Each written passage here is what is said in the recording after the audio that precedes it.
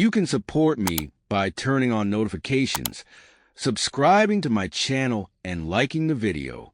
Waiting for your comments. The shadow spirit emerging in the dark night. The silent revenge echoing from the attic was a phrase that had haunted me ever since I first heard it whispered in my grandmother's parlor on a rainy afternoon.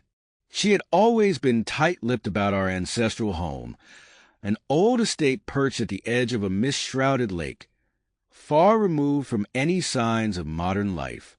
She'd simply warned me never to wander into the attic when the moon was hidden by clouds. As a child, those words resonated like a half-remembered bedtime story. When I turned 25, I unexpectedly became the sole inheritor of that estate, for reasons my grandmother never explained. I arrived there on a stormy day, the wind tugging at the car door as though urging me to reconsider. The building itself loomed, a once grand manor battered by time. Its stone walls were streaked with dark patches of moss, the windows caked in dust, and the porch creaked under even the gentlest step. The air smelled of decaying leaves, and distant thunder rumbled in the thick gray sky, punctuating the foreboding ambience. Stepping inside, I felt the hush that only ancient houses carry, an almost audible weight of years piled upon years. The foyer was large, floored with warped wooden planks and lit by a single stained-glass window that let in a feeble, colored glow. My footsteps kicked up motes of dust that danced in the faint light. There was no power, apparently, so I relied on a lantern I found in the front closet. In the flickering illumination, corridors stretched into darkness on either side, each lined with doors in various states of disrepair. At the far end of the foyer, a sweeping staircase led to the second floor. I could see an ornate banister, carved with swirling patterns that time had dulled. Something about it felt watchful, as if the house itself had eyes. While exploring the ground floor, I found the remnants of a parlor. Faded chairs, a piano blanketed by a thick layer of grime, and shelves stacked with old books whose spines had peeled away. At one corner of the parlor, near a boarded-up window, I discovered an oil portrait of a woman in a modest white gown. A tarnished brass plate read Beatrice Harrow, 1898. Her painted eyes stared out with a mix of sorrow and defiance. A faint chill ran down my spine. Beneath the portrait lay a trunk, locked, with an odd symbol etched into the wood. A stylized raven perched on a crescent moon. I tried to open it but found no key. Something about that trunk felt simultaneously repellent and magnetic, so I left it for later. The house moaned in the wind, a timbre reminiscent of a lonely flute. Evening descended faster than I anticipated, the storm clouds swallowing the sky. I decided I'd best find a bedroom, set up a makeshift sleeping arrangement. The caretaker's note in my pocket mentioned a generator in the cellar, but warned me it might not be functional. My grandmother's old warnings played in my mind. Never wander upstairs when the sky is dark. But I had no choice if I hoped to find a half-clean bed. Lantern in hand, I ascended the stairs, each step creaking ominously. The second floor branched into a hallway with multiple rooms. I peeked into a few, discovering them dusty, cluttered, and uninhabitable. Then I noticed at the hallway's far end a lone door with old iron hinges. The door glowed faintly in the lantern's flicker, as if beckoning me. Above it hung a sign reading Attic Access. Recalling the legends, I felt a surge of unease. I told myself it was just an attic, but my chest tightened. The caretaker's note said to avoid the attic, calling it unsteady. That ironically piqued my curiosity. Deciding to be practical, I found a bedroom in better condition, then prepared for the night. By the time the storm peaked, night had fully fallen. Rain lashed the windows, lightning briefly illuminating the corridors in stark flashes. I tried to sleep, but the swirling wind and the house's constant groans kept me awake. Through the floorboards overhead, I started hearing faint creaks, footsteps, or just the wind. At first I told myself it was the old rafter settling, but as minutes passed, the noise took on a pattern.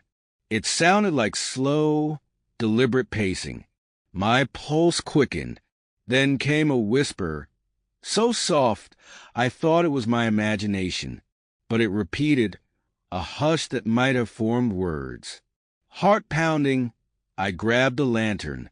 The caretaker's warnings be damned. I had to see what was up there. My grandmother's voice echoed in my memory. The shadow spirit emerges in the dark night, the silent revenge echoing from the attic. Perhaps now I would discover what she meant. I climbed the stairs once more. The hallway felt colder, my breath condensing in the lantern's glow. The door to the attic was slightly ajar, which I didn't recall from earlier. My heart hammered as I gently pushed it open, revealing a flight of rickety wooden steps. A draft wafted down, carrying the scent of old wood and something metallic. Blood? I brushed that notion aside. Step by trembling step, I ascended, each plank squeaking.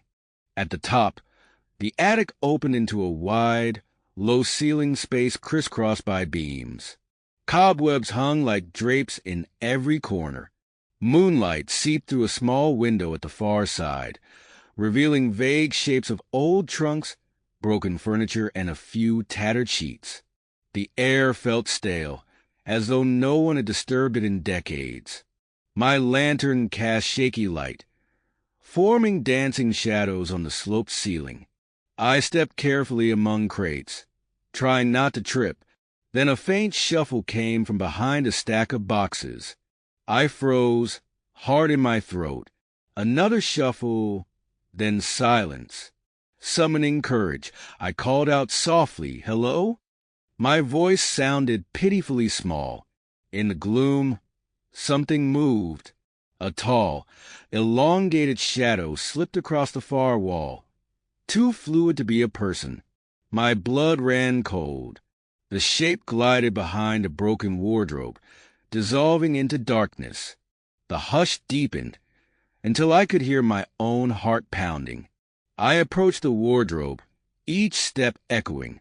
Slowly, I peered behind it, empty, only a cobweb-strewn corner. But the sensation of being watched overwhelmed me. Then came a whisper, a faint exhalation. I spun around. Standing a few feet away was a silhouette, half concealed in the attic's gloom. At first glance, it seemed human, but in the lantern's flicker, I realized its edges were indistinct, shifting, like a living shadow. My breath caught. I felt an overpowering wave of sorrow and anger emanating from it, as if it carried centuries of withheld emotion. The shadow spirit made no sound, but I sensed it was furious.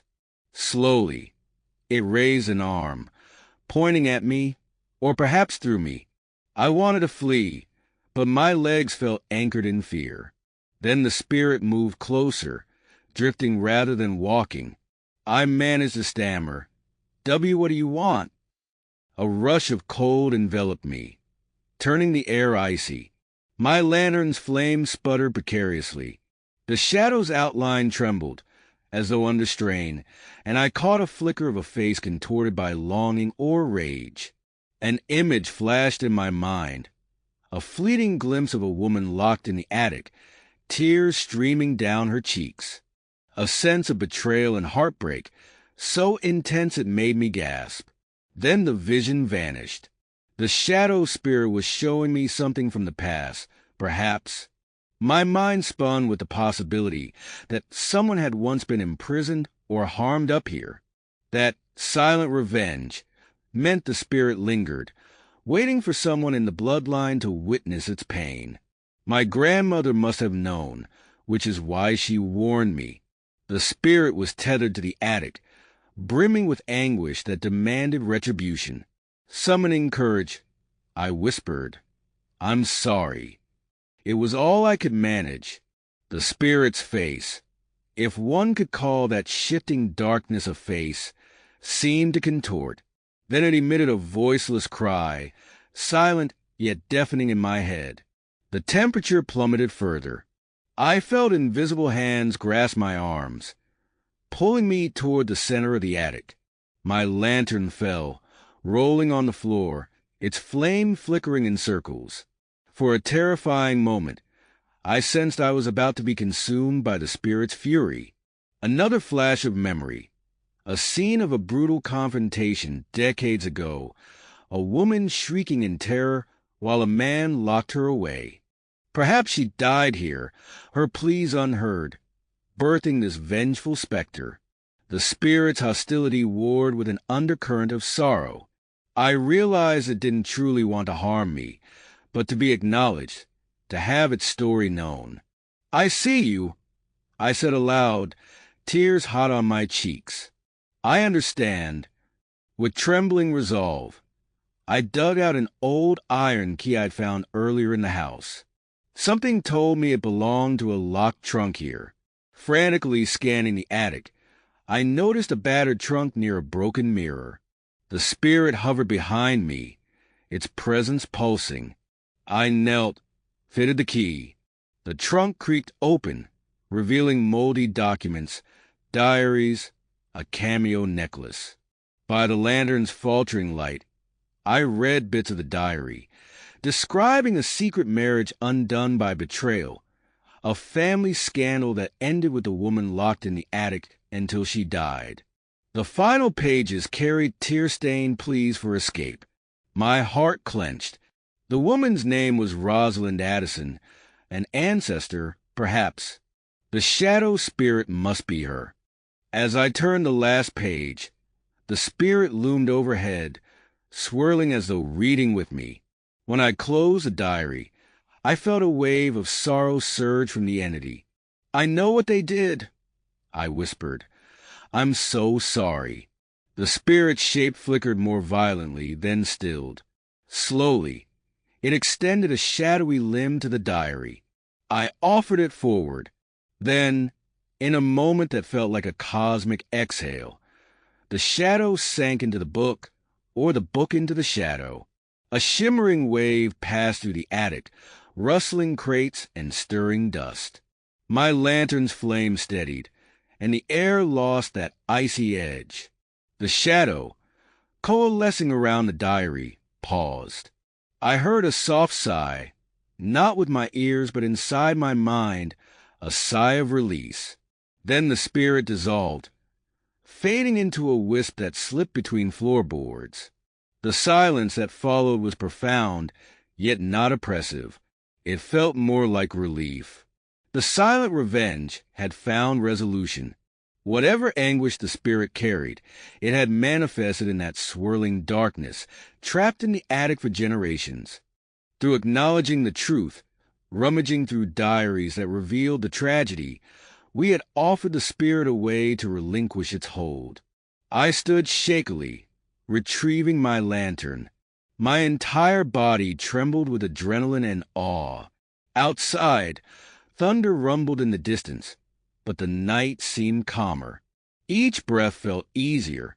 I took the diaries and cameo necklace downstairs, setting them on a table. By the time I returned to the attic for the trunk, the atmosphere was no longer menacing.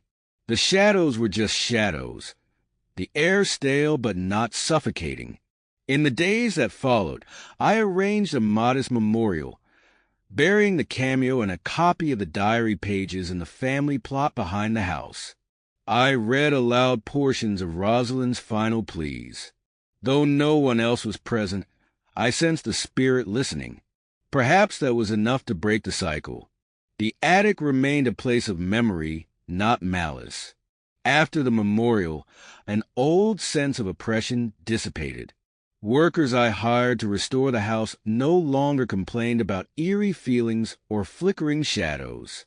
Some nights, I swore I heard the faintest echoes of footsteps overhead, but they never stirred fear in me again, only a melancholy reminder that a life had been cut short. The shadow spirit emerging in the dark night. The silent revenge echoing from the attic had become more than a rumor. It was a testament to how tragic secrets can spawn malevolent echoes across time. The silent revenge had been the spirit's longing for justice or recognition. Freed by the truth, it found rest at last. The house stands now as a peaceful estate, its attic no longer a pit of gloom. Visitors sense a gentle hush, a hint of sadness perhaps, but no hostility. When asked about local legends, I share a softened version of the story. A tragic ancestor locked away, her spirit wandering until empathy let her soul pass on. Whether or not they believe me is their choice, but I know what I experienced. On quiet nights, the memory of that swirling shadow stirs me. Yet I find comfort in the knowledge that despair doesn't have to remain. Compassion and understanding can break even the fiercest haunting. Thus ends the tale of the dark night, the attic's silent revenge, and the shadow spirit that emerged. By shining a light, literal and metaphorical, on old wrongs, we found release for a soul trapped in bitterness. And in doing so, we rewrote the house's future, ensuring no further generations would quake at the mention of a vengeful specter lurking in the rafters. A peace that settled, final and profound.